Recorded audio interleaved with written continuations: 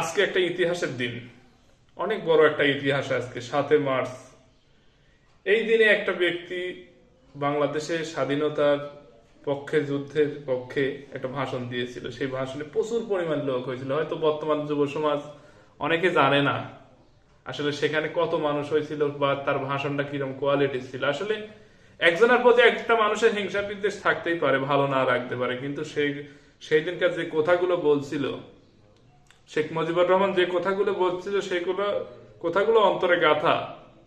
আপনি হিংসা বিদ্বেষ যাতেই করেন, আমি যাতে হিংসা বিদ্বেষ করি তার বিরুদ্ধে, কিন্তু তার কথাগুলো সেদিন পয়েন্টে পয়েন্টে মেনে নিতে হবে। তার সেই একটি ভাষণেই বাংলাদেশ স্বাধীনতা লাভ করেছিল, মানুষ জাগ্রত হয়েছিল সেই দিনকার কথাতে।